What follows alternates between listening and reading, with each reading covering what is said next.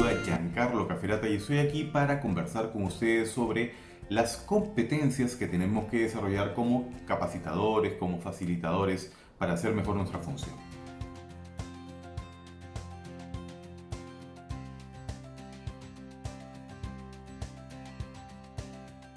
El primer tema del que les quiero hablar es el tema de la administración del cambio. El cambio no es algo necesariamente fácil, porque cuando un docente, un profesional, le pide cambiar algo a un estudiante, lo que está pidiendo en realidad es que salga de la zona de confort. Y eso no es necesariamente algo placentero, algo fácil para las personas. William Bridges nos ilustra con el siguiente esquema. Lo que vemos aquí en realidad no es el cambio, es la curva de la transición. Según Bridges, el cambio es un evento externo que viene desde afuera. Es algo que de repente puede ser inclusive inesperado o algo que simplemente sucede. Y lo que viene después del cambio es la transición. El cambio más bien es un evento que tiene día, tiene fecha, tiene hora. Tú puedes decir el día que las cosas cambiaron, por ejemplo. El día que me casé, el día que empecé en ese nuevo trabajo, ¿no es cierto? Son momentos de cambio. Lo que viene después de cambio, como digo, es la transición. Y en la transición, Bridges nos dice que hay tres etapas claramente marcadas. La fase de terminación y reconciliación, marcada por emociones bastante negativas como la ansiedad, el temor, la cólera. Después tenemos una fase intermedia de exploración y reorientación, donde uno se acerca pero también evade, ¿no es cierto? Donde uno no está totalmente conforme con la situación de cambio, pero ya comienza de repente a encontrar algunos aspectos positivos. Y después tenemos una fase nueva, llamada de nuevo comienzo y de compromiso, marcada por emociones mucho más positivas como la aceptación, la esperanza, la energía, el entusiasmo. ¿Siempre sucede esto? Siempre sucede esto. Lo que sucede es que a veces los cambios pueden ser, las transiciones pueden ser bastante rápidas y uno pasa de la fase de negación hasta la fase de entusiasmo de manera bastante acelerada, bastante rápida. Sucede cuando nos dan una noticia positiva, por ejemplo, viene un amigo y me dice: Giancarlo, no sabes, estábamos muy complicados y conseguí trabajo. Primera reacción, la negación. No lo puedo creer. Pero inmediatamente viene el entusiasmo. Felicitaciones. Entonces, el cambio siempre se da. Cuando el cambio es muy importante, estas fases se denotan mucho más claramente. Cuando el cambio es más rápido, o menos trascendental o positivo, el cambio sucede muy rápido, inclusive en segundos. Si vemos la primera etapa, la etapa de terminación, vemos emociones negativas como la negación, la ansiedad, el shock, el temor, la cólera, frustración, confusión, inclusive estrés, ¿no? A mí me gusta ilustrar esto como cuando uno tiene un rompimiento de pareja, ¿no? Si uno tiene una relación muy larga, por ejemplo, ¿qué es lo que sucede? Uno termina la relación, inmediatamente viene la fase de negación. Terminamos, no lo puedo creer. De ahí viene la ansiedad. ¿Y ahora qué? El shock. Todavía estoy, ¿no es cierto?, pensando en lo que ha pasado en el pasado. El temor, ¿qué pasa si no consigo una pareja nueva? La cólera, ¿no es cierto? Comenzamos de repente a culpar a la otra persona. La frustración, uno comienza a aceptar sus culpas y dice, bueno, yo también me equivoqué en esto, en aquello, etc. La confusión, el estrés, y después viene esta fase de acercamiento y evasión, donde uno está un poco en el limbo, y de repente viene un amigo tuyo y te dice, ¿cómo te sientes? Y dices, ahí, van a volver, no sé. Y uno está un poco confundido y no sabe si va a regresar, no va a regresar, etc. Y después aparece, de un tiempo, una fase más de nuevo comienzo y de compromiso, marcado por emociones como la creatividad, la aceptación, la esperanza, la energía, el entusiasmo. ¿Cuándo sucede esto? Cuando uno encuentra una oportunidad o una ganancia en el cambio. Y aquí hay algo bastante clave. Las personas solamente cambian cuando sienten que ganan algo con el cambio. Nadie va a cambiar si siente que va a perder con el cambio. Con lo cual, la primera conclusión que tenemos que sacar aquí es que si nosotros queremos un cambio genuino en las personas, tenemos que venderles la oportunidad de cambio y ellos tienen que encontrar claramente cuál es el beneficio concreto de cambiar. Es difícil que una persona cambie. Las personas tenemos hábitos. Y romper un hábito es algo sumamente difícil. Normalmente lleva bastantes repeticiones, alrededor de 21 o 23 repeticiones para que uno genere un nuevo hábito. Entonces, cuando nosotros somos capacitadores, cuando nosotros somos educadores, nosotros debemos tocar a las personas de tal manera que encuentren claramente por qué deberían cambiar y qué están ganando claramente con este cambio. Si no hacemos esto, no vamos a poder lograr cambios efectivos en las personas con las cuales nos estamos comunicando. Y aquí viene la segunda parte importante de las competencias que quería hablar desde hoy. Vamos a hablar de la comunicación. Lo primero que tenemos que saber de la comunicación es que la comunicación se va degradando conforme pasa el tiempo. Una cosa es lo que yo transmito y lo que quiero decir. Algo diferente es lo que realmente voy a expresar o voy a decir. Muy diferente todavía lo que el otro va a escuchar de lo que yo estoy diciendo. Menos aún lo que va a comprender, lo que va a retener, lo que va a contestar y por último lo que se pierde en la comunicación es bastante información. ¿Cómo ser más efectivos? ¿Cómo hacer que la comunicación fluya mucho más rápido? ¿Cómo hacer que podamos tener mucha más capacidad de influencia en la otra persona? Pues pensemos en lo siguiente. Cuando nosotros nos comunicamos con alguien, por ejemplo, a través de un video, como estamos haciendo en este momento, tenemos varios elementos que intervienen.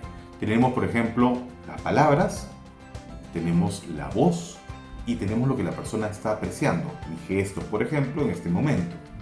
Bueno, las palabras son solamente el 7% del mensaje.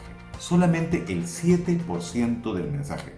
A veces creemos que las palabras van a marcar la diferencia y son muy importantes, definitivamente son importantes, pero transmiten poco del mensaje. El tono de la voz transmite el 38% del mensaje y la parte visual, lo que la persona está viendo finalmente, transmite el 55%. Obviamente si fuera un podcast, si fuera un audio solamente la voz tendría mucho más peso, la parte visual no existiría, ¿no es cierto? Ahí se modifica. Pero cuando estamos en un video interactuando con otras personas, esta es la distribución del porcentaje. Las palabras el 7%, la voz el 38% y la parte visual el 55%. Posiblemente algunos de los que están viendo este video en este momento pueden pensar que esto no es tan real o que de repente es un poco exagerado. Pensemos en algún ejemplo. ¿Qué pasa, por ejemplo, si estás con tu hijo y le preguntas cómo le fue en el examen? Y él te responde, bien. Con las palabras te dijo que bien. Pero ¿qué te está diciendo el tono de la voz? ¿Qué se está diciendo su comunicación verbal y no verbal? Te está diciendo que no le fue tan bien, que le fue más o menos regular, tal vez. Inmediatamente eso es lo que tú interpretas, porque le crees más al tono de la voz y a los gestos que a las mismas palabras.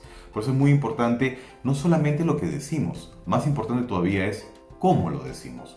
Cuando nosotros nos comunicamos con otras personas, estamos creando realidades en ellas.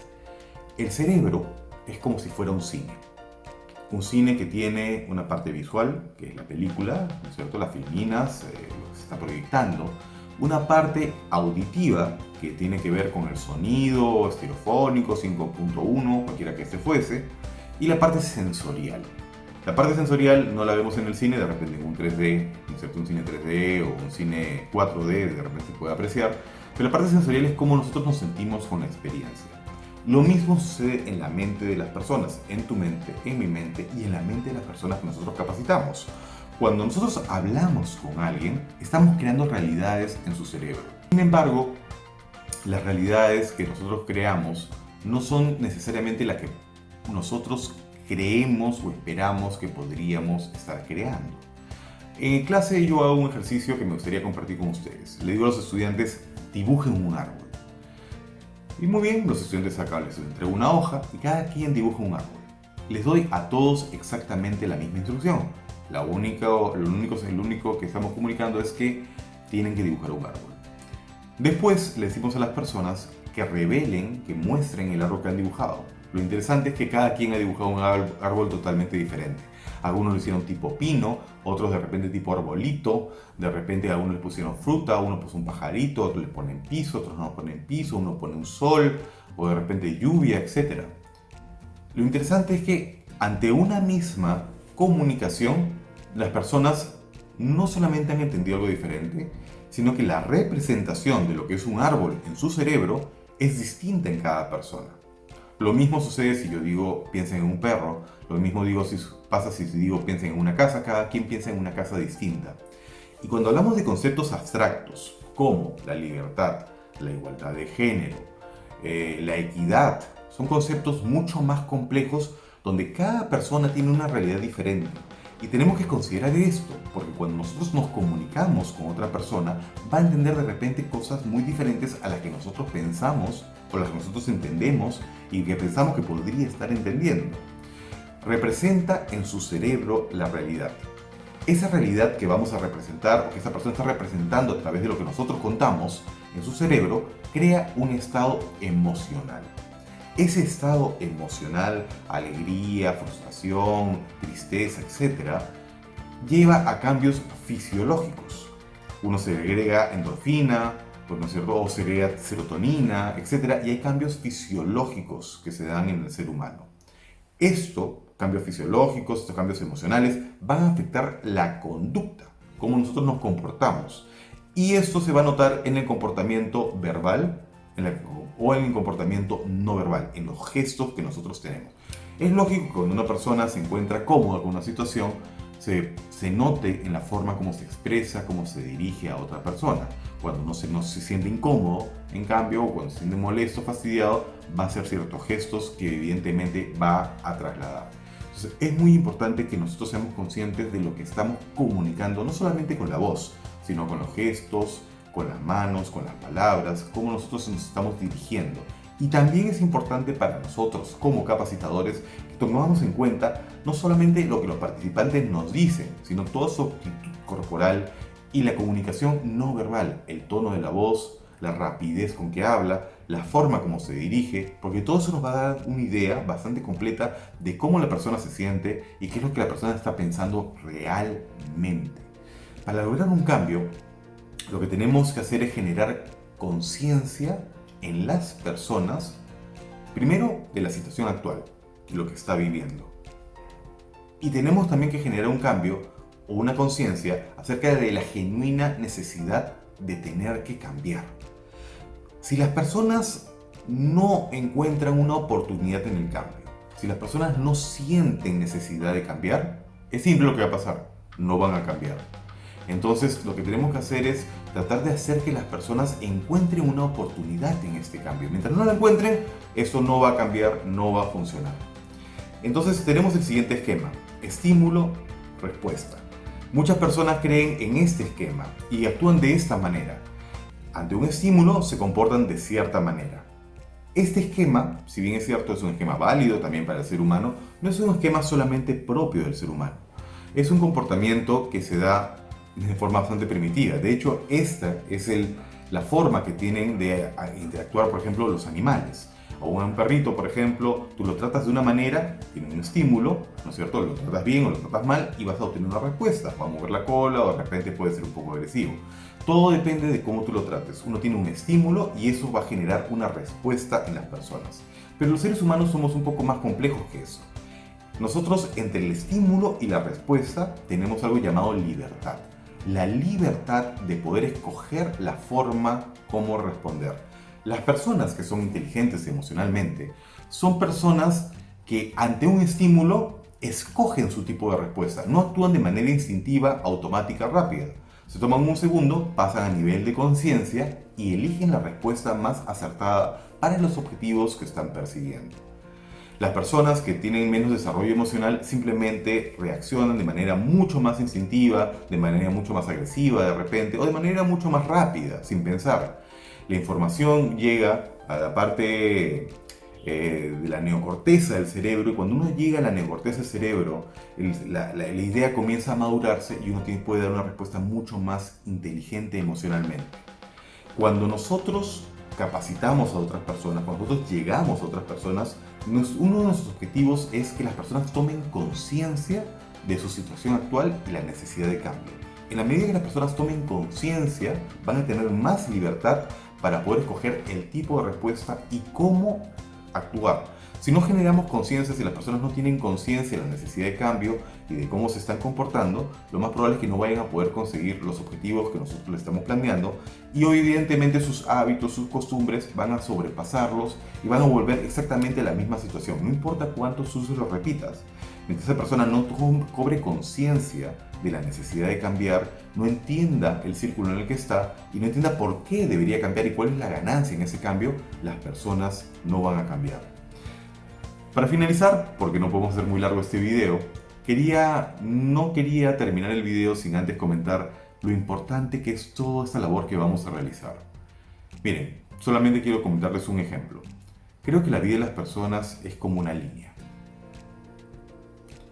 Pero cuando una persona tiene una labor como la que tenemos de llegar a otras personas, de capacitarlas, y toca la vida de unas personas, esa línea que era así, en un punto puede cambiar. Y esa línea que era así, puede aprender de una desviación y crecer. Y eso es algo maravilloso. Esto es lo que nos separa de otras especies. De un animalito o de una planta, por ejemplo. Simplemente crecen, nacen, crecen, se reproducen y mueren. Los seres humanos tenemos conciencia. Esa conciencia de cambio y esa conciencia de poder llegar a otras personas y de poder afectar la vida de otras personas y hacerla mejor, es lo que hace que nuestro ser trascienda en el tiempo. Trascender significa hacer que lo que hacemos tenga y perdure en el tiempo. Perduramos en el tiempo no solamente viviendo, perduramos en el tiempo en el recuerdo de las personas, transformando la vida de otras personas. Así que quiero agradecerles de todo corazón la oportunidad de poder estar aquí y espero que tengan mucho éxito en este proyecto. Muchas gracias.